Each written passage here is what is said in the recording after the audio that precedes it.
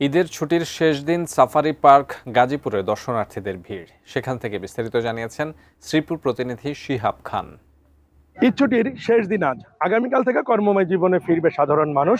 ঈদ ছুটির শেষ দিনে শনিবার সকাল থেকে গাজীপুর সাফারি পার্কে দর্শনার্থীদের উপচে পড়া ভিড় লক্ষ্য করা গেছে। শনিবার সকাল থেকেই পার্কের প্রধান ফটক, কোর্ট, সাফারি সব বিভিন্ন ইভেন্টে দর্শনার্থীরা ভিড় জমিয়েছেন।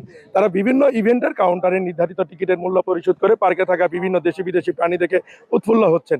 দর্শনার্থীদের বড় অংশই কিন্তু শিশু এবং কিশোর।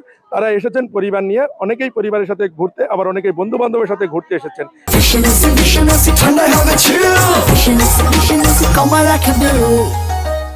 পার্কের মূল আকর্ষণ কোর্ট সাফারিতে থাকা বাঘ, সিংহ, ভাল্লুক, জেব্রা, জিরাফ, নীলগাই, হরিণ সহ বিভিন্ন দেশি বিদেশি প্রাণীগুলোকে উন্মুক্ত অবস্থায় দেখতে পেয়ে দর্শনার্থীরা বেশ আনন্দ উপভোগ করছেন। এছাড়াও পার্কের অন্যান্য যা অংশে রয়েছে ম্যাকাও পাখি, উট পাখি, কুমির, অজগর সব বিভিন্ন ধরনের সরীসৃপ প্রাণী। এছাড়াও পুরো পার্ক জুড়ে সবুজের সমারোহ বেষ্টিত হওয়ায় প্রাকৃতিক পরিবেশে উপভোগ করছেন দর্শনার্থীরা।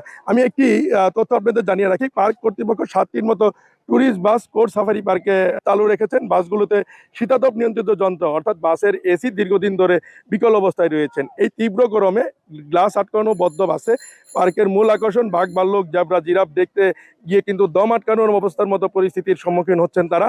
যদিও কোনো কারণে তীব্র গরম সইতে না পেরে হিংস্র প্রাণীর বেষ্টনীতে যদি কোনো দর্শনার্থী বাসের জ্বালানার গ্লাস খুলে ফেলেন, তাহলে হিংস্র প্রাণী দ্বারা আক্রমণের শিকার হতে পারেন।